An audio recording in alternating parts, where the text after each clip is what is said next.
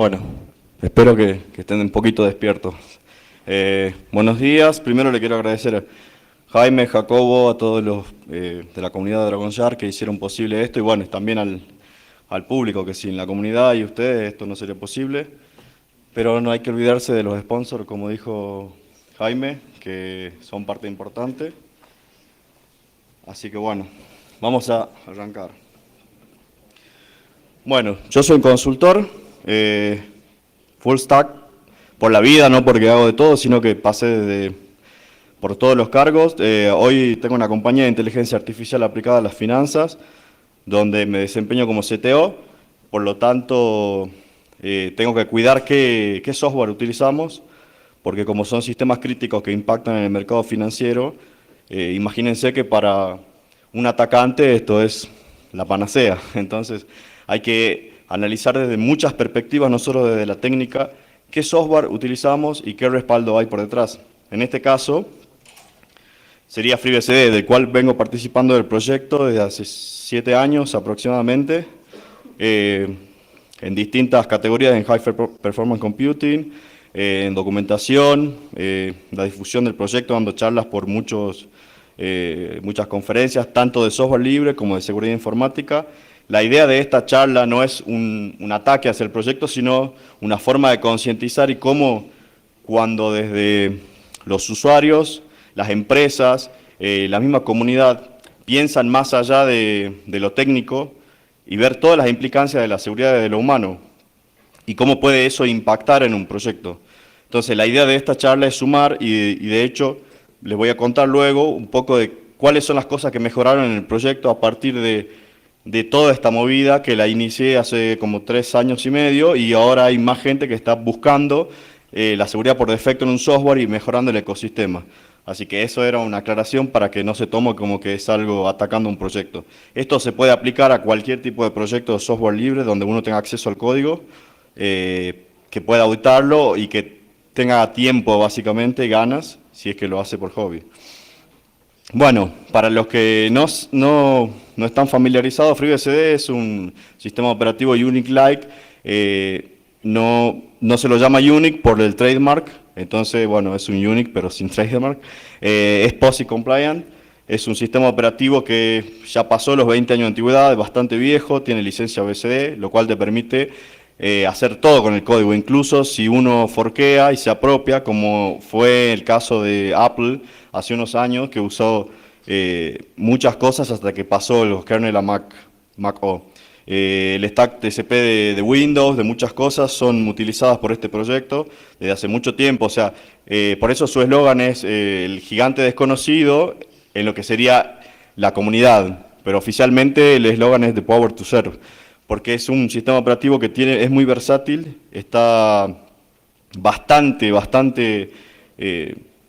auditado, por decirlo así. O sea, hay aplicaciones gigantes, por el caso de Netflix, WhatsApp, o sea, root DNS, aplicaciones, la NASA, Nasdaq, o sea, hay muchos lugares que son de alto tráfico, de alta demanda, por lo cual el stack de red de FreeBSD es muy bueno, entonces se lo utiliza mucho en esos lugares, no tanto en el caso de desktop, por decirlo así, por eso no es tan difundido, por eso se le dice el gigante desconocido. Este proyecto nace dentro de la Universidad de Berkeley, California, como un proyecto de research del área de sistema de software, por eso se llama Berkeley Software Distribution, que es BSD, las iniciales. En ese entonces crearon un sistema operativo, en ese entonces había System B5, HPUX, AIX o otras, digamos, diferentes ramas de lo que serían los Unix, y justo en ese entonces, unos años después, Linus Torvald, en Finlandia, estaba iniciando el proyecto que hoy todos lo conocen como Linux, y él, muchas declaraciones, hasta hace un par de años, él mismo decía que si él hubiera sabido que existía esto, no hacía Linux. O sea, porque ya en ese entonces, o sea, antes de que se cree Linux, ya tenía un montón de cosas que hasta el día de hoy se usan. Y esa es una de las cosas de la cual también vamos a hablar hoy, de todo lo que es el software viejo, o que se hizo por grandes gurúes o personas indiscutibles, Imagínense si ustedes, les voy a ver, si ustedes cuestionarían a un gurú, por ejemplo, hacemos mana LS y dicen, GNU, Fresh Software, lo que sea. Y dicen, bueno, che, esto está en el Core Tools de GNU Linux, lo hizo Richard Stallman en el año 89. ¿Quién se animaría a cuestionar desde el open source, tirar un bug o algo, decir esto está mal codificado? Imagínense el framework que tendrían en la comunidad. ¿Cómo vas a atacar a un gurú o a alguien que aportó? Bueno, eso es contraproducente para los proyectos. ¿Por qué? Porque no hay una capacidad de cuestionamiento al código viejo que hicieron los gurús. Que muchísimo código de muchos proyectos open source, yo me enfoco en FreeBSD, están hechos por gurú y quedaron en el tiempo y se siguen usando. Entonces lo que también vamos a abordar un poco en las demos es cómo explotar eso, cómo cuestionar eso, sin, digamos, restarle al proyecto, sino sumándolo. O sea, porque no se olviden que hace más de 20 años, las necesidades y las formas y los vectores de ataque eran distintos. Quizá en ese entonces era muy bueno, pero hoy pueden quedar obsoletos cosas, así como el uso de multiprocesos y otras cosas más. Pero basado en lo que es la seguridad, hay muchas cosas que no se tenían en cuenta o nadie atacaba ciertas cosas que hoy son muy comunes de un vector de ataque. Bueno, acá lo que quiero que vean, o sea, si se llega a ver un poco, vamos a ver. Lo que es la página.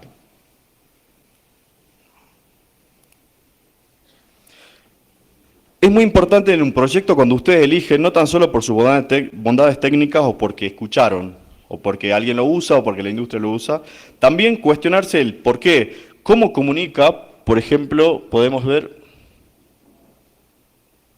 el puntero, no, se llega a ver ahí, los Security Advisor. Bueno, esto es súper importante en un proyecto, o sea, cómo un proyecto gestiona los incidentes, o sea, con qué velocidad, cómo lo comunica a la comunidad, cómo se desempeña, cómo se involucra todos los usuarios, los no usuarios, qué difusión tiene. Bueno, entonces esto es también muy, muy importante, hasta en algunos momentos es más importante que lo que uno puede decir de un proyecto en cuanto a la seguridad. Aquí, yo esta charla ya la di en otras conferencias, esta es una charla que tiene un research posterior a eso, pero lo que quería mostrarles estas son fotos, o sea, del 2016, de octubre. Los Security Advisor que hay no han avanzado mucho, ahora vamos a ver, básicamente tiene un listado con fechas de lo que va descubriendo, que si uno va siguiéndolo día a día o está en el proyecto, es mucho menor a lo que uno se entera o circula en Internet. Ante la falta de todo eso, en un Google Summer of Code, que es un proyecto que hace Google en lo que sería junio, julio y agosto, donde incentiva proyectos open source y paga a estudiantes para que hagan código. En uno de esos proyectos, en el año, no sé si 2006, 2007, un estudiante que era usuario de FreeBSD dijo, che, la página no tiene una herramienta donde yo pueda de alguna forma por una API traer vulnerabilidades y de eso disparar sistemas de contingencia o un procedimiento para proteger mi infraestructura. Entonces lo desarrolló esto FreeBSD XML, que lo que hace es, está leyendo de todos los sitios indicados, se indica muchos sitios de seguridad informática que informan vulnerabilidades y lo que hace es parsea y junta lo que afecta a FreeBSD con un previo chequeo si ese puerto, o sea, si ese software y esa versión está en los puertos. Entonces, es una forma bastante dinámica de tener una información día a día, pero lo tuvo que hacer un externo, no el proyecto en sí. O sea, fíjese en la importancia. Y por ahí se dedicaban a ver lo técnico, que el stack, que esto. ¿Y esto no les parece que también es importante? O sea, saber que afecta e informar a las personas, porque una cosa son los developers del proyecto, que se enteran y están y parchan sus sistemas, pero ¿qué pasa con los usuarios? Que los usuarios pueden ser una empresa multinacional. Si no hay alguien dedicado solamente a esto, es muy difícil, porque uno se lleva generalmente de la información oficial del proyecto. No puede tomar cualquier fuente no autorizada para decir, sí, esto es un fallo, no, lo afecta. también hay que chequear eso, porque muchas veces salen vulnerabilidades que realmente no funcionan para todas las arquitecturas, todas las versiones, etcétera. Entonces, tendría que haber una fuente confiable, y esto es para cualquier proyecto. Bueno, aquí veíamos en esa fecha que hubo en noviembre, en octubre, muchísimos ataques, o sea que venía tranquilo, no había, siempre se reportaban aplicaciones que corren. Los que dicen FreeBSD antepuesto, esos sí son del sistema operativo, o sea que están en el sistema base. De repente, bueno, surgieron, miren todo esto, todo el listado, un montón de cosas relacionadas con el manejo de memoria y privilegios sobre esos manejos de memoria. ¿Qué pasa? No es algo que se introdujo en una versión nueva de FreeBSD. Es algo que estaba hace mucho tiempo. ¿Cómo sucede con estas cosas graves? Entonces, ¿cuánto tiempo alguien estuvo explotando esto? Muchísimo tiempo. ¿Y por qué? Porque el proyecto, los security officers, no cuestionaron y no modificaron a estos gurúes que hicieron cosas muy interesantes hace 20 años y nadie se anima a tocar ni refactorear ese código. Entonces, bueno, algún atacante lo debe haber usado durante 20 años o muchos atacantes, y bueno, pero un profesional o un hacker ético lo reportó, pero eso no quiere decir que no existía, que no estaba y que no fuera explotado. Y vamos a ver que no es tampoco no son técnicas muy avanzadas. Hay algunas que sí, pero hay otras que no son tan avanzadas. Y estamos hablando de que FreeBSD corre páginas, sitios muy importantes donde hay mucha información de usuario, o sea, no estamos hablando de un proyecto casero. Bueno, siguieron apareciendo proyectos, las vulnerabilidades de siempre, Chromium, Apache, qué sé yo, un montón de cosas, y cada tanto aparecía. Vamos a ver, ¿qué pasa cuando yo encuentro algo?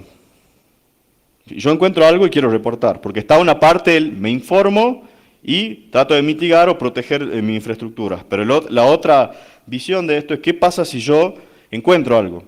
¿Cómo lo reporto? También tiene que estar muy claro en un proyecto. ¿Cómo se reporta? ¿Cómo se procede? ¿Templates? ¿A quién contactar? ¿De qué forma? Porque no se olviden que si uno hace un disclosure de una forma equivocada por un medio no oficial, otros atacantes pueden aprovechar eso. Entonces, también tiene que estar muy claro en un proyecto. Y muchas veces, yo estuve viendo otros proyectos, no tan solo FreeBSD, que es otro research que estoy armando de esto, inseguro por defecto para muchos proyectos, y no está muy claro, salvo el que está muy involucrado en la comunidad, sabe cómo proceder, sabe el IRC, dónde entrar. En otros proyectos no está muy claro. Es simple, creo un ticket en un bug tracker o algo, pero por ahí esa no es la forma, porque otra persona que se crea un usuario ahí puede leer tranquilamente esa información. Está casi pública, por decirlo así. Entonces hay que tener cuidado con eso, también con los canales de comunicación para reportar algo. Y siempre reportar, hay que tener cuidado con el ego y todo, reportar primero al proyecto y que desde el proyecto en forma conjunta se mande a CVE, a cualquier lugar.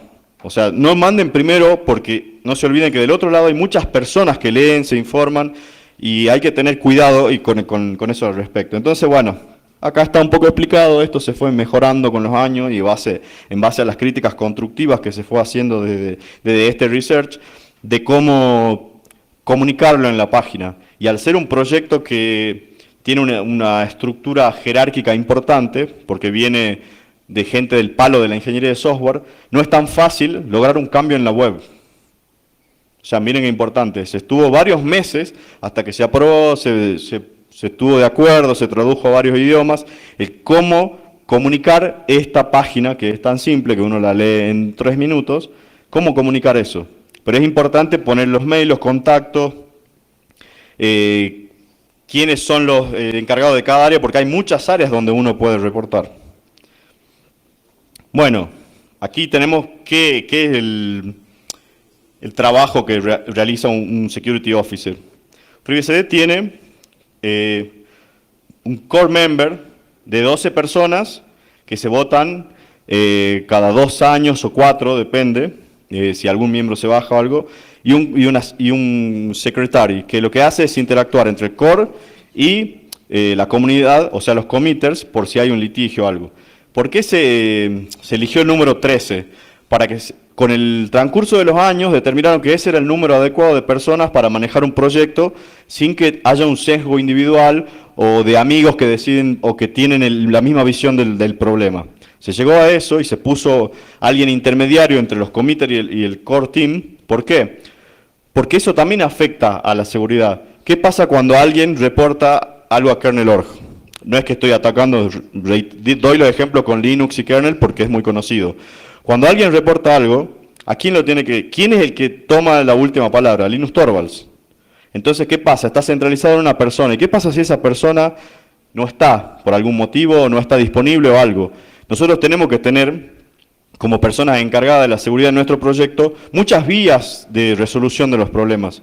Entonces es importante que haya un número adecuado de personas que puedan tomar una determinación. Y ante algún litigio tiene que haber un mediador. Bueno, en el proyecto se llegó a ese número, 13 personas, un secretary y los committers.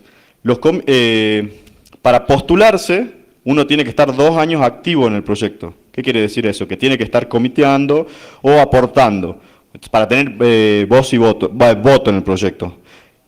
Eso quiere decir que no es que cualquiera se postula 2 meses y puede llegar al Core Security como pasó en muchas otras aplicaciones donde alguien se hace pasar por un developer y introduce un backdoor en software open source. Pasó muchas veces. Entonces, para evitar eso, se sigue este procedimiento y siempre con un mentor.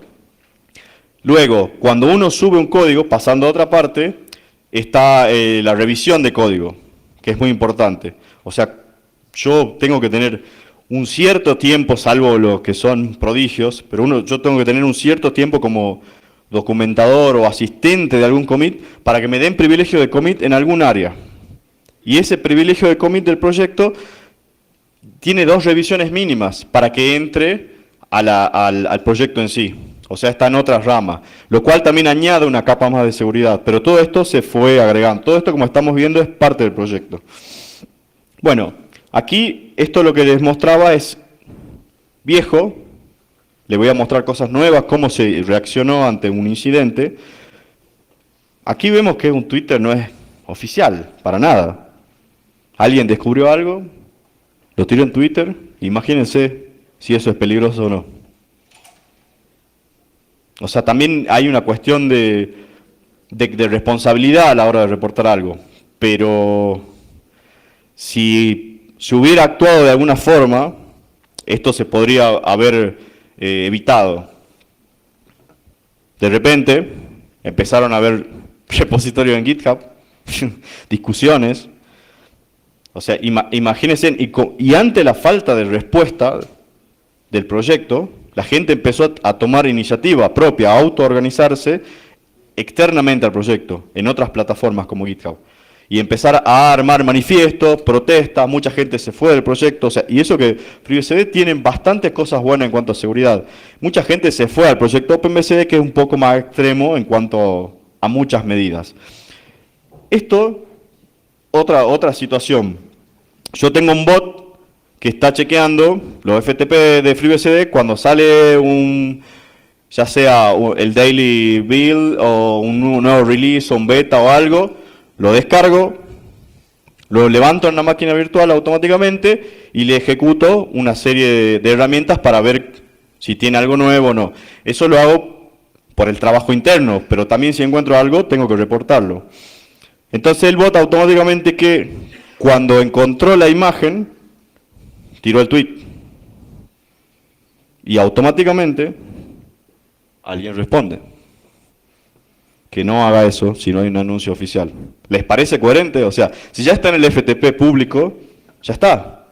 O sea, debería haber una coordinación de cómo se informa. Entonces, bueno, ahora veamos quién es esta persona que, bueno, acá otras vulnerabilidad que tardó un tiempo. O sea, fíjense en todo lo que pasó.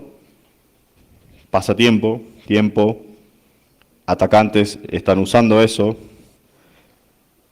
Pasó esto, que sacaron como una actualización de la versión, y el proyecto, mucho tiempo después, saca un tweet. O sea, ¿Se dan cuenta de la implicancia? O sea, si uno no está constantemente siguiendo el proyecto desde otro lado, como y auditándolo internamente, por el proyecto uno se va a enterar mucho tiempo después. Y esto pasa en otros proyectos también.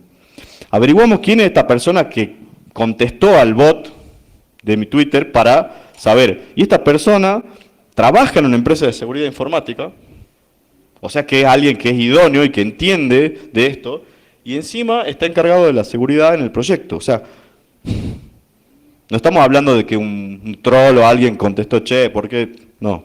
Entonces, bueno, aquí hay otra forma de interpretar la seguridad de las personas, porque esta persona incide en el proyecto, en la imagen y en otras consecuencias. Es parte del proyecto, no usó un canal oficial y de última podría haber mandado un mensaje privado o algo, como se suele hacer.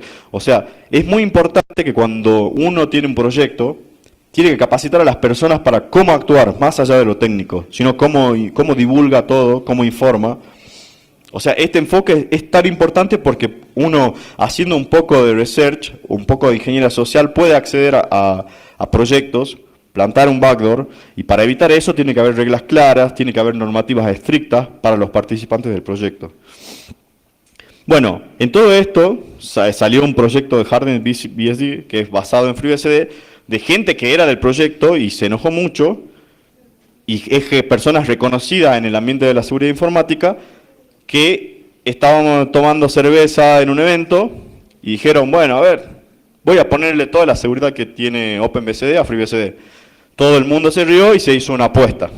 Miren la informalidad, o sea, ante la no respuesta de un proyecto, el proyecto fue tomando impulso, pasaron 2 meses, DARPA fue sponsor del proyecto y empezó a interesarse mucha gente, porque FreeBSD es un sistema operativo que tiene muchas bondades. Tiene un sistema de archivos ZFS, tiene un hipervisor propio Beehive, tiene jaulas que son del 2004, mucho más viejo que los containers. O sea, tiene muchas cosas que están muy buenas, muchas cosas que sacó de Sun, que no las tiene OpenBSD, que es muy proactivo en la seguridad. Entonces, la apuesta a esto era, ¿por qué no hacer como ante la no respuesta del proyecto, de no querer implementar ciertas cosas de seguridad a nivel técnico? ¿Por qué no se hace un fork y se trata de implementar? Pero eso requiere muchísimo trabajo de internals del sistema operativo. Bueno, después de un tiempo se puede ver un cuadro comparativo de qué tiene Hardened BSD por defecto, qué tiene FreeBSD por defecto, OpenBSD, NetBSD. ¿Qué quiere decir por defecto? Cuando yo instalo el sistema operativo, ¿cómo viene preparado? Viene con el firewall levantado, viene viene servicios levantados, viene software de terceros instalados. O sea, no es solo la usabilidad del sistema, sino qué implicancias tiene el software que yo tengo. A medida que más líneas de código tengo más probabilidad de tener vulnerabilidades. Entonces, si yo tengo, les doy un ejemplo, si yo tengo disponible la herramienta Jaime, que el servicio Jaime, que lo que hace es protegerme de todos los hackers y de los atacantes, ¿por qué cuando lo instalo el sistema operativo no me lo habilita por defecto? O sea, si yo ya la tengo disponible a la herramienta en el sistema operativo, ¿por qué en la instalación no la instala por defecto? O sea, eso es una falla terrible. O sea, no me sirve de nada, tiene que ser alguien muy experto y aparte una tarea tediosa, instalar, levantar, configurar, cuando uno tendría que instalar y que ya esté, como es el caso de OpenBSD.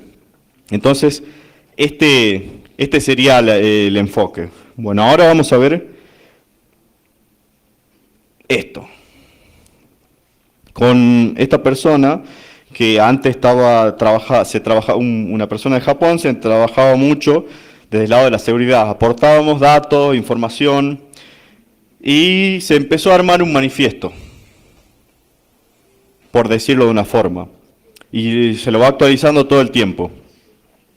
¿Qué es esto? Se va viendo todas las cosas que consideramos como comunidad y como profesionales de la seguridad informática, que un proyecto debería tener por defecto en su instalación, hablando de cosas que ya tiene disponible. No estamos hablando como Hardened BSD que creaba cosas nuevas o adaptaba cosas que existen. Estamos hablando de lo que ya tiene el sistema, cómo dejarlo configurado por defecto para una mejor seguridad. Esto fue creciendo y se hizo un documento bastante grande donde está detallado, o sea, no es un paper, puede ser un white paper, pero ¿qué pasa? Es dinámico. Uno lo que hace es ir actualizándolo y bueno, para que por lo menos la comunidad, el proyecto, lo tengan en cuenta. Esto se va actualizando todo el tiempo, como ven, es bastante extenso y hay muchas cosas que cuando lo analizan son simples. Por ejemplo, yo instalo el sistema operativo y un usuario sin privilegio no debería poder ver todos los procesos al hacer un top. Pero sin embargo, con una simple línea de código, cambiando en sysctl, yo eso lo habilito en FreeBSD. ¿Pero por qué no está por defecto? O sea, bueno, cosas tan simples de modificar deberían estar por defecto. Y acá, bueno, la randomización de los ID de la generación, la secuencia TCP para que no me hagan los fingerprint, etcétera. Millones de cosas que todos ya conocemos que están disponibles. No estamos hablando de cosas que no están disponibles. Después todo el manejo del stack. Ya vamos a hablar un poco del stack clash. Todos los periódicos, cómo hacer el dumpeo, que ya por defecto FreeBSD tiene la opción de la instalación de cifrar el swap, pero me deja tildarlo o no. ¿Por qué? O sea, debería estar por defecto. ¿Por qué eso? Porque también me pueden hacer forense de la memoria, el cifrado de un kernel dump. O sea, todas esas cosas hay que tener mucho cuidado. Otra de las cosas muy importantes es que no tiene LibreSSL por defecto, que OpenBSD fue el primero en tenerlo, creo que Arch Linux lo tiene, después PCBSD, que ahora es TrueOS, que es un derivativo de FreeBSD, no muchos más proyectos lo tienen, pero digamos que es algo muy importante, porque hay muchos mecanismos que son obsoletos, están en el sistema base y están también en un montón de aplicaciones, ¿no? Esto no es solo para FreeBSD. Si uno en cualquier proyecto se pone a ver, hay cosas que podrían estar mejor en lo que sería el software por defecto. Esto, bueno, es dinámico, se va poniendo todas las cosas que tendrían que estar por defecto. Fíjense que un par de líneas en el rsconf me cambian bastante, o sea, debería tener OpenNTPD, no NTPD por defecto para el servidor de tiempo. Debería tener el firewall habilitado, debería deshabilitar el setmail. En realidad no debería estar instalado eso en el sistema operativo, pero bueno. Limpiar los logs, bueno, el tema de OpenSSH. Y bueno, un par de consideraciones de la protección de escritura o ejecución, que eso, por ejemplo, en OpenBSD está por defecto y está muy bien desarrollado ya hace muchos años. Pero la diferencia es que un proyecto orientado es proactivo en la seguridad, es su enfoque y no tiene otras cosas. Entonces, estas son consideraciones que sería como para los cipher de Chacha 20, todas las cosas que se aprendió, que mitigaron muchos problemas en OpenBSD, pasarla a FreeBSD, ideas, todo lo del Security Officer, o sea, todo lo que hablé, y tratar de tomarlo como algo constructivo a esto. ¿Hasta ahora vamos bien? ¿Sí? Cualquier cosa interrumpe, ¿no? Bueno, ahora vamos a algo más nuevo. O sea que lo que pasó hace poco tiempo del Stack Clash, que fue bastante conocido, bueno, inmediatamente entre un par de amigos empezamos a hacer un research de esto para ver cómo impactaba. Y lamentablemente, después de haber pasado casi 3 años y 3 meses, desde el research desde el advocacy, de mover mail a los security officers, al proyecto, yo estoy hace un tiempo ya en la comunidad, o sea, no es que soy alguien que no conoce, ni que insistir, sucede esto, y bueno, obviamente, por otros canales, salen análisis, y la gente lo tira, te dice que tan solo dejando eso por defecto, se evitaba. O sea que lo tiene, pero se evitaba, no estaba en la instalación por defecto. O sea, estamos viendo la gravedad. O sea, se podría haber evitado algo si alguien instaló el sistema operativo y configuró otras cosas, firewall, no sé qué, un montón de otras cosas más, no le servía de nada, porque la instalación por defecto no me estaba previniendo de eso. Acá vemos qué comunicó la página, nada. O sea, ni siquiera, che, ojo, o sea, nada. Las publicaciones oficiales, nada. de encima de la gente que reportó. Qualsys, acá explica, Qualsys fue la empresa que reportó, explica para FreeBSD, OpenBSD. Y bueno, o sea, son un parche tan pequeño que hasta podría tirárselo, o sea, a la Jenkins, un par de developers hacen la revisión de código, lo tiran y ya está disponible un parche y esto lo podrían poner en la comunidad para que alguien baje el parche, lo aplique, o sea, no era algo súper complicado. Estamos viendo que era algo de minutos, como generalmente se responde en muchos de estos casos en la comunidad open source. Bueno, y ahora les voy a mostrar. ¿Están aburridos? Al día de la fecha. Bueno, no, esto lo puse un poquito antes. Es increíble. Es increíble. O sea, miren 2014, 2015. ¿Se llega a ver los números? O sea, algo está fallando y no es la capacidad técnica ni la capacidad de reporte. Hay un problema de la organización. Entonces, esto es muy, muy importante. Pero ¿qué pasa? Esto uno lo nota cuando mira con la lupa. ¿Qué es lo que estamos haciendo nosotros? O sea, estamos evaluando todo el tiempo cómo es la seguridad por defecto, cómo se expresa el proyecto ante un incidente, pero no. Y para el que no está tan encima con la lupa, no pasa nada. O sea, sí, hay pocas, qué seguro que es, mirá, no hay pocos reportes. O sea, eso también es súper importante. Esto no cambió mucho, o sea, lo que logramos es que lo pongan un poquito más arriba a esto porque antes estaba abajo y cuando uno en la primera pantallazo de la página no lo veía. O sea, también hay una cuestión de usabilidad de usuario en las páginas, de uno que cuando ingrese tiene que ver rápido las cosas importantes de un proyecto. Y si uno tiene que estar buscando dónde hacer clic, es muy complicado. Y generalmente, estadísticamente, cuando uno analiza el tráfico de un sitio, hay lugares, hay rincones que si no entran en la pantalla no son navegados. O sea, esto es algo que la gente que hace UX lo analizó, lo estudió, no lo estoy diciendo yo. Y todo esto, sugerencias, que le enviamos paper, estadísticas, todo, para que se mejore, porque cómo se comunica toda una página es tan importante como cómo se responde y la capacidad técnica del proyecto. Esto cambió un poco, agregaron a algunos jugadores, Security Team, que bueno, si uno busca las personas tampoco es que dice, bueno, tenemos los super gurúes dedicados a esto, y hay gente que es que sabe mucho, pero por cuestiones humanas no está acá o no quiere estar acá. O sea, entiende la implicancia de un proyecto que no es solo lo técnico. Fuerza de capacidad de mano de obra para resolver los problemas hay. Hay una organización que está bastante pulida, hay una fundación por detrás, hay una estructura de guía de procedimiento, está todo documentado, pero falta lo humano, y el factor humano es tan importante como lo técnico en un proyecto.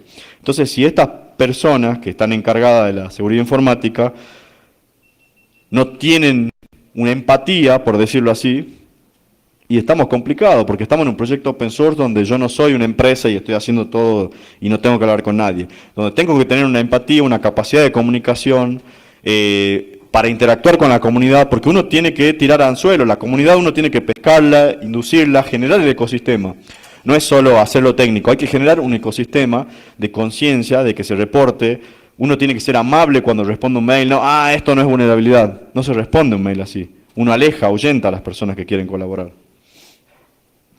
Bueno, la página nos sigue mostrando muchas cosas que digan FreeBSD adelante, o sea, y sin embargo hay algunas cosas. O sea que, ¿mejora un poco? Sí. No como se podría haber mejorado. Y estamos hablando de poco esfuerzo. Digamos, habría que hacer una juntada, a tomar cerveza en un lugar, un boliche, algo, y hacerle coaching a los muchachos. Muchachos, hey, sean buenos como la comunidad, tengan empatía, respondan, reporten, o dejen por lo menos que el que quiera hacerlo lo haga. O sea, no tiene que ser una secta un proyecto. Eso atenta contra la seguridad. Como vimos que hay cosas que son muy fáciles de resolver, no se resuelven por defecto. Bueno, y ahora vamos a otra parte que es un poquito más interesante. ¿Están aburridos hasta ahora? ¿No? ¿Estamos bien con el tiempo? Cualquier cosa me dice Jaime, ¿no? Bueno, ahora, porque todo esto es lo que le conté, la parte humana, la vulnerabilidad de todo. Ahora, ¿cómo hacemos desde el lugar técnico? O sea, si yo quiero encontrar algo, no tengo que, fusin, fuerza bruta, busco, no, eso, en este tipo de cosas se encara de otra forma, hay que hacer un research, hay que ver, hay que entender cómo funciona. O sea, la manera más fácil de encontrar una vulnerabilidad de algo es entender cómo funciona. Uno a veces puede tener intuición o algo, entonces ¿qué? Yo no tengo que inventar nada, tampoco soy un experto, soy un gurú, dije, bueno, a ver, veamos cómo está hecho todo. Listo, un par de libritos, que por suerte los hay. O sea, estos libros, este es una Biblia, o sea, ya la tercera edición que se viene haciendo, lo cual está muy bueno porque está explicado cómo está armado el sistema operativo.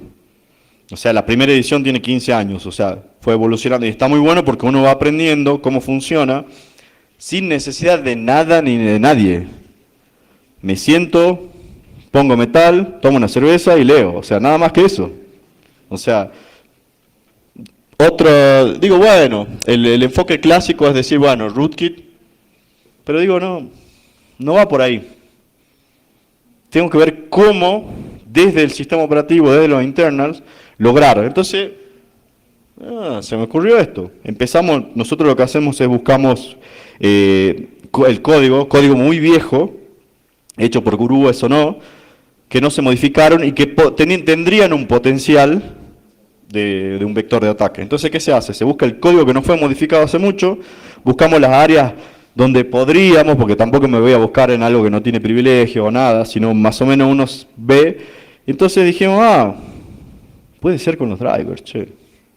Y bueno, por suerte había un libro de alguien que conocíamos, o sea, estaba todo el camino servido, era cuestión de invitarle una cerveza y listo. Ahí los puse a esto para que lo tengan en cuenta porque son muy importantes a la hora de encarar un research. Está muy bien explicado porque hay gente que, por ejemplo, Joseph Combe, que hizo los 2 libros amarillos, él trabaja esto. Entonces, el libro está escrito para gente de la seguridad informática. O sea, no es un investigador encerrado en una universidad que nunca trabajó ni hizo un reporte ni nada. Este es alguien que hace cosas grises, blancas, no sé, pero sabe. Entonces está bueno el libro. Bueno, entonces empecé a ver, cómo cómo se maneja la memoria, que digamos es lo que siempre uno busca. Entonces empezamos a ver los diagramas en los libros, empezamos a ver el proceso de buteo, cómo se arma todo. O sea, empezamos a buscar los vectores de ataques posibles. Pero por suerte, el libro me facilita estar mirando 18 millones de líneas de código que tiene FreeBSD. ¿No les parece más fácil y más divertido? Tomar cerveza, escuchar música y leer un libro es genial. Te juntás con unos amigos y después te juntás a sacar conclusiones. Empezamos a ver cómo se inician los módulos. Acá, no sé si se logra ver, traté de hacerlo lo más claro posible, no sé si ven el fondo. Es importante entender en el proceso de buteo de un sistema operativo, porque aquí es una de las betas a las cuales fuimos. Che, ¿qué pasa si, como estaba todo esto que existe en dev, bla, init, dice, ¿qué pasa si empezamos a buscar en el proceso de buteo? ¿Qué carga que hay? O sea, no usa systemd FreeBSD, pero digamos, esto de código es viejísimo, vimos que tenía más de 15 años, listo, vamos por acá. Pero ¿qué pasa? Primero hay que entender, no es una cuestión de encontrar a Wally. O sea, leemos, buscamos, ¿qué hace primero? Empezamos a ver cada estructura del código, porque uno instala FreeBSD y puede elegir con un tilde la opción de descargar el código fuente.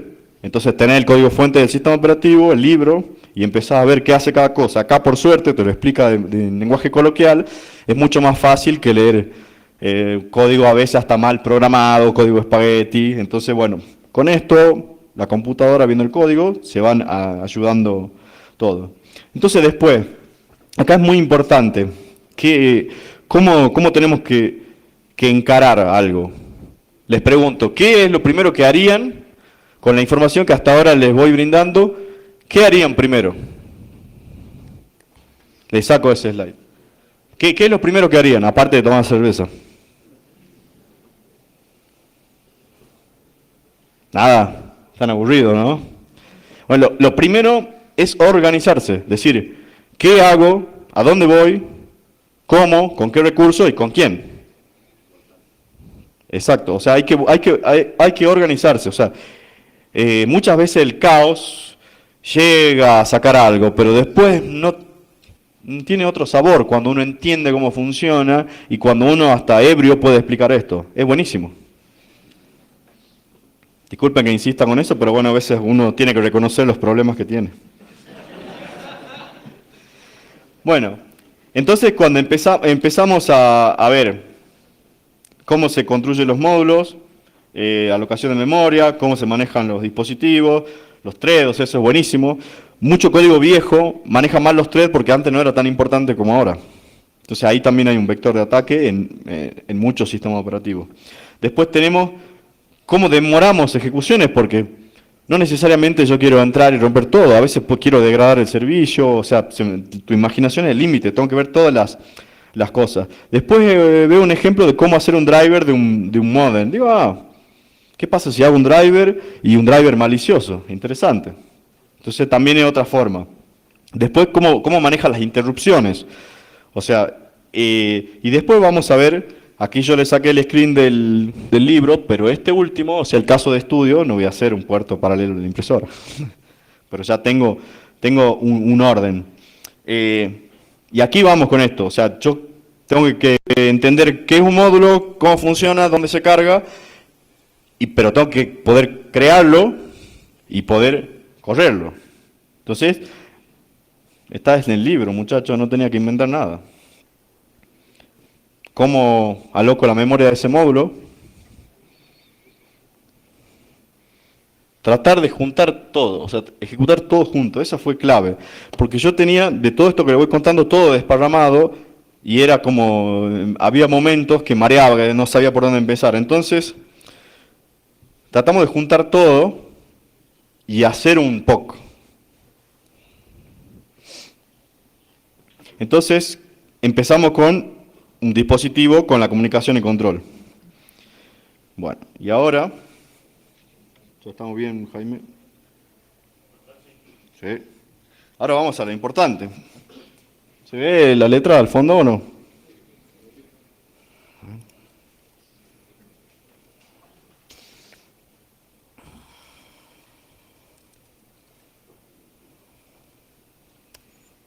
Ay, no está bien. Lo voy a hacer desde la consola porque si no me van a matar.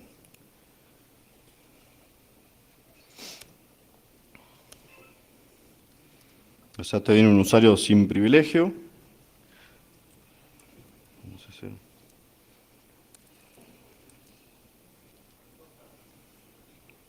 ¿Cómo? BIM, vuelvo a poner, es la costumbre, muchachos. Bueno, cargamos las librerías necesarias. Hay algunas que son muy importantes, como el ISOTL, el MMAM y el linker. Si no ven o algo, me avisa, ¿no? De atrás se ve bien. Bueno, lo que vamos a hacer acá, principalmente, bueno, decidimos dónde vamos a alocar, o sea, ya tenemos una idea de qué vamos a hacer, explotamos un dispositivo, que puede ser un driver o no, después decimos qué tenemos que hacer eso, dónde lo alocamos, y cómo desde la memoria podemos saltar a otros lugares, que es lo que básicamente siempre se busca. Lo que hacemos después es decir, ahí acá paro y le muestro después, ir un poco más allá. ¿Qué pasa si yo tengo una abstracción donde yo pueda tirarle el payload que yo quiera?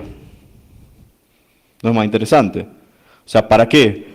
Porque no siempre tendría la misma gana de atacar de la misma forma, o en ciertos escenarios, en ciertas condiciones, podría atacar de otras formas, porque según la institución o el usuario que use esto, o hasta haciéndome auditoría misma, no, en este lugar solo corre estos servicios. En este lugar solo hay storage. O sea, según para qué está utilizado el sistema operativo, puedo tener técnicas más fáciles de atacarlo. Entonces, bueno, decimos, veamos la forma de tirarle un payload. Y yo lo que hago acá, ¿se llega a ver esta línea? No. Cambié. Yo acá lo que hago directamente es pasarle qué llamada al sistema, que eso viendo el libro, el código, todo, yo ya sé el nombre de la llamada al sistema, que quiero modificar y que haga lo que yo quiera. En este caso, vamos a hacer esto.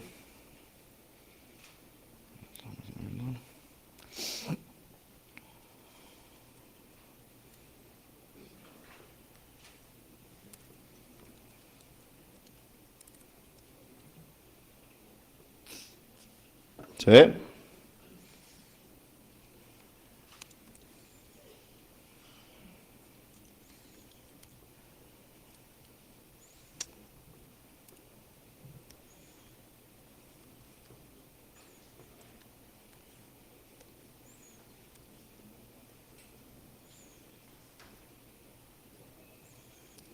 O sea, la idea es mostrarle de que no está alterado ni nada, esto está verificado, o sea, no es que yo hice un alias de un script y hace algo, o sea, está una llamada a sistema, como podría haber sido cualquier otra, que yo le paso acá dinámicamente en el payload, y lo que hago es después ejecutar.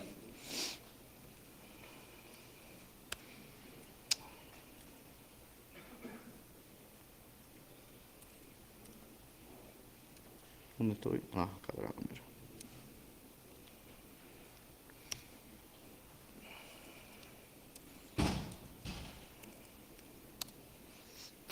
Y ahí están.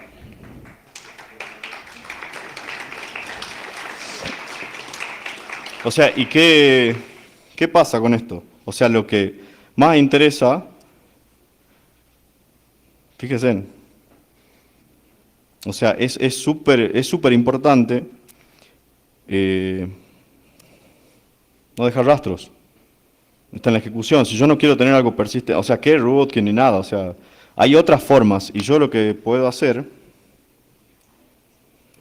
es reiniciar esto. Y se fijaron que no tenía privilegio ni nada, no modifiqué, no dejé huellas. O sea, y si esto lo hago con alguna técnica, podría no dejar ni rastro de lo que ejecuté. Porque si tienen log de qué eje estoy ejecutando y todo. O sea, la idea es, si uno tiene un acceso remoto, tratar de buscar cómo llegar acá. Pero bueno, ¿qué pasó acá para los que por ahí no lo vieron del todo? Esto, por cómo analizamos en el kernel, se fijaron en el libro que yo que decía que es lo primero que carga. Antes de que se inicialicen los privilegios del sistema operativo, cargan los dispositivos más básicos. ¿Cuáles son los dispositivos más básicos de una computadora? Teclado, o sea, cargo antes que root, antes que haya privilegios. Ya está en el sistema operativo, no hay poisoneado en nada, más que nada una porción de memoria. Cuando yo en ese instante lo uso,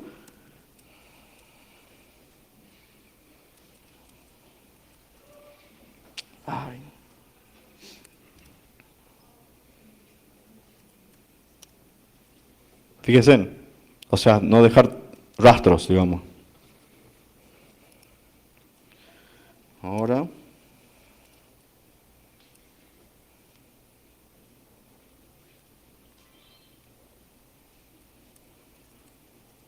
ya termino, Jaime.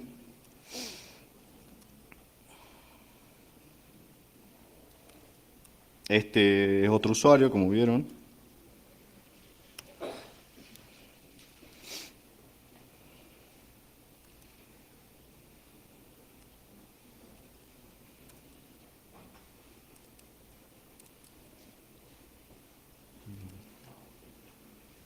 Voy a ejecutar no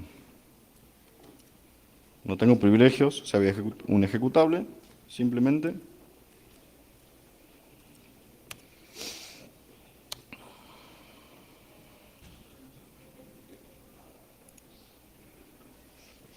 Este proceso lo que hace, no sé si logran ver, degrada el servicio. Y acá estamos viendo que yo estoy como root. ¿Cuál es la idea de esto? Porque no siempre es tomar el control para una denegación de servicio, para dañar, para encriptar, para lo que sea. Yo puedo degradar el servicio de una forma. Esto es una de las formas. La imaginación es el límite. Yo puedo degradar el servicio de todo lo que está haciendo, de manera de que, como yo soy más que root, ya vamos a ver que ni root puede matar este proceso, siempre, fíjense si interpretan el top, o sea, yo estoy en el CPU 0, puedo dirigir a qué CPU si tengo muchos, y directamente el time siempre está en 0 porque está ahí, bla, bla, bla, bla. Me consume la mayoría de los recursos de lo que yo le designe, como para que siga respondiendo un ping, no esté dado de baja en mi sistema de monitoreo, o sea, un DevOps, sysadmin o lo que sea, está vivo esto. Nos salta una alerta temprana. Entonces yo puedo degradar el servicio como para que no pueda detectarlo de una manera temprana, pero sin embargo estoy haciendo una denegación de servicio interna del sistema operativo. ¿Se entiende?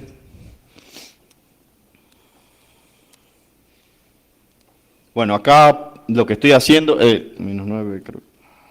Lo que voy a hacer es enviarle la señal que lo mate al proceso, le paso y no lo puede matar. ¿Se entiende? Y el proceso sigue ahí. O sea, el root no puede matar el proceso.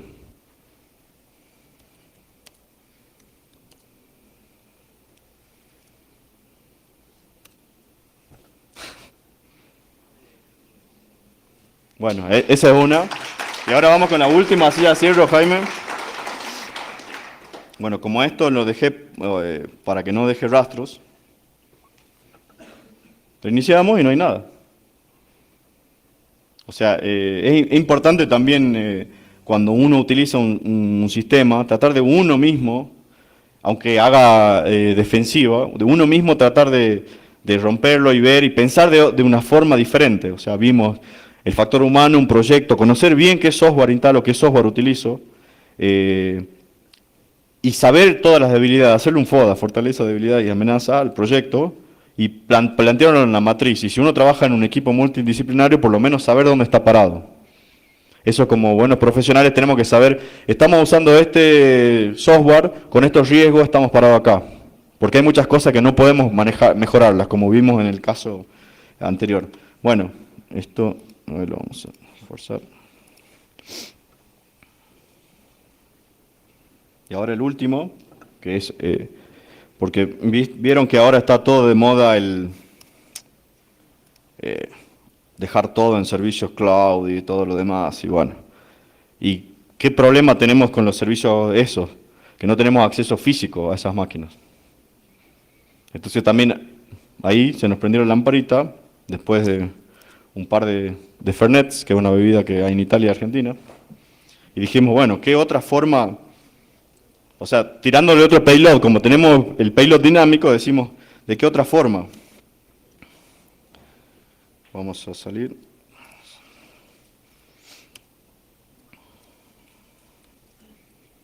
¿Están entendiendo lo que hago? Desde la consola ingreso, como un usuario admin, hago tengo privilegio de superusuario, y lo que hago es monitorear. Y desde la máquina, que es la que gané acceso, ejecuto otro binario, y ahora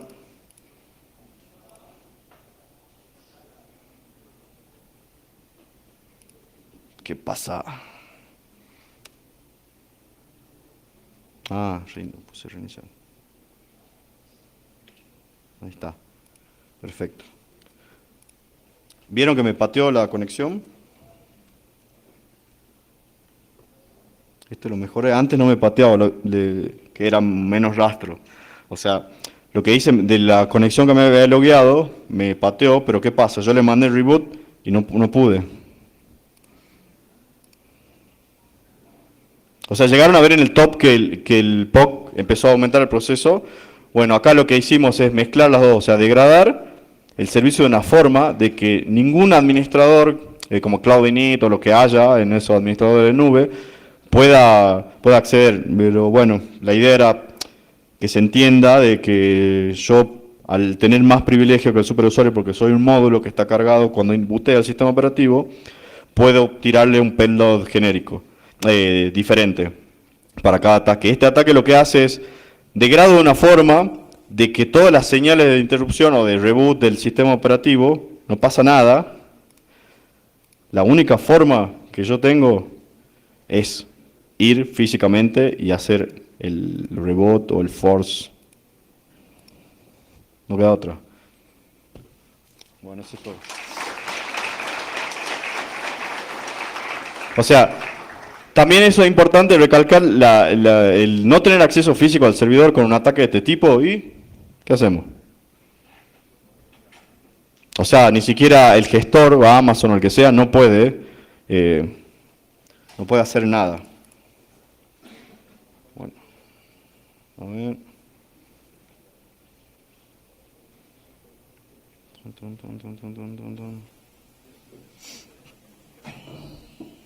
Bueno, antes de las preguntas, Jaime, un segundito más y las conclusiones finales. O sea, primero tengan en cuenta lo humano, un proyecto, vean, analicen bien qué utilizan, hagan una matriz de riesgo para ver dónde están parados, comprométanse con los proyectos que utilizan, porque eso también los hace ver con una lupa diferente a cuando no están comprometidos y pueden detectar estas fallas en un proyecto que de otra forma no, es mucho más difícil. Segundo, muchas veces el caos sirve para encontrar cosas, pero la forma que yo recomiendo y de mucha gente que intersectar lo que es el research, o sea, la intersección de la academia con la industria, o sea, todo lo que hagan tiene que tener un sustento teórico y viceversa, y todo lo que estudian e investigan, hagan cosas de la vida real, pónganlo a prueba, levanten servidores, no todo en virtuales. ¿Por qué? Porque de esa forma ustedes comprenden el proceso y al comprender eso, yo puedo defender mejor lo que tengo que defender, porque en mi caso yo no soy ofensivo, sino defensivo. Bueno, y esas son las conclusiones que vamos sacando a esta altura de esta charla que va evolucionando año a año. Ahora las preguntas. ¿Quién tiene preguntas?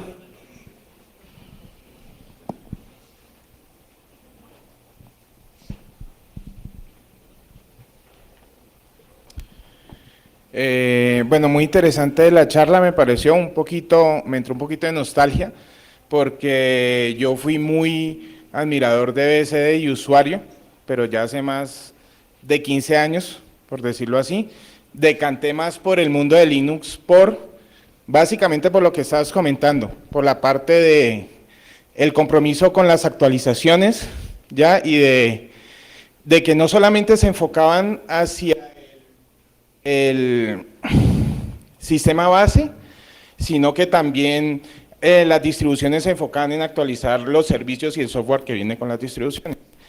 Teniendo en cuenta esto, a hoy, a 2017, tú desde tu punto de vista de usuario hardcore pues, de BSD, ¿para qué tipo de misiones lo recomiendas? Yo particularmente, más allá de que para mí es bueno, no hago nunca seguridad por oscuridad, o sea, yo en trabajo y todo, o sea, lo que sería de misión crítica, o sea, firewall perimetral, router de borde, o la parte más networking y algunas cosas críticas, uso OpenBSD, pero para lo que es storage, por el ZByte File System, por ZFS, uso FreeBSD. Bien cercado y bien delimitado, pero por lo menos conozco dónde estoy parado. Para eso, digamos, esas son las dos recomendaciones que hoy es aprendizaje más que nada. ¿Qué ventajas tendría, por ejemplo, ZFS con respecto a otros sistemas de archivo? Con respecto a la implementación en Linux, porque en Linux ya está implementada. La implementación en Linux, lo que hicieron fue una capa de abstracción, lo cual son un par de millones de líneas de código. ZFS son solo 6 millones de líneas de código, solo ZFS. Por lo cual, OpenBSD por eso no decidió importar el proyecto. Lo que hizo Linux, que en el caso el primero que creo que si no me equivoco me corrigen, fue Ubuntu, que el primero que lo dejó de forma fácil importado, Había un tema de licencias, porque ZFS usa CCDL y por incompatibilidad con GNU otros no lo utilizan, con la licencia GPL. La desventaja es que vos agregás 6, 7 millones de líneas de código, tenés más probabilidades. Hay muchos papers que te dicen de que cada 100.000 líneas, entre 100 y 120.000 líneas de código, tenés 10 bugs graves. Entonces imagínate, si sacas la cuenta y tú a tu distribución agregas ZFS, ya de por sí estás agregando posibles bugs. Y si encima, como las llamadas al kernel son distintas en Linux, agregas, creo que 1,5 millones de líneas de código para hacer esa abstracción ZFS kernel, digamos que estarías agregando posibles más vectores de ataque. Entonces yo recomiendo usar, y segundo que la comunidad de Sun, cuando Oracle compró, se pasó casi el 80% al proyecto FreeBSD, o sea, tenemos los developers originales de ZFS en FreeBSD y está actualizado. Yo recomendaría usar FreeBSD por sobre Linux porque tengo menos líneas de código, es simple. Bueno, eso con respecto a lo del ZFS. Y en cuanto a la parte de seguridad, digamos, ¿tú qué opinas de pfSense? ¿pfSense está bien como Y cualquier solución de firewall? lo veamos de una forma, o sea, el firewall, para los que no están con esto, el firewall PF es el Packet Filter, que es el firewall que desarrolló OpenBSD y está portado también a FreeBSD. pfSense es una distribución, o sea, no es una metadistro, sino es FreeBSD, un fork, tiene una herramienta de consola y un panel web. Y lo que hicieron es que sea fácil la administración de este firewall PF, que es muy bueno. Es como una alternativa a IPTLS, pero maneja de muy distintos enfoques. Yo, si soy un usuario que me quiero introducir y dar una solución rápida, o pongo PF porque en 5 minutos, pfSense, tengo un firewall perimetral, VPN, un montón de cosas, portal cautivo. Pero ¿qué pasa? O sea, si yo tengo un firewall de borde y hay una web, no me convence. Si hay una capa de abstracción que hizo la gente de pfSense creo que son 80.000 líneas de código, para poder administrar el PF, tampoco me convence. Si soy un usuario experimentado y trabajo de esto, instalo OpenBSD con el Packet Filter que viene instalado y habilitado por defecto y lo administro de consola. Pero si yo quiero una solución corporativa, porque tiene soporte, eso también hay que ver, la parte de soporte en las empresas es muy importante. pfSense tiene soporte, en ese caso utilizaría pfSense suscribiéndome al soporte oficial de ellos, como uno haría con Red Hat o otra empresa. ¿Por qué? Porque tengo un respaldo de una empresa de gente que sabe y son expertos en eso. Si no quiero eso, y soy un super gurú friki o tenemos un equipo de gente, yo recomendaría OpenBSD con el Packet Filter solo. Okay. También está OpenNewSense, que está basado en Hardened BSD, como alternativa a pfSense. Ok, gracias.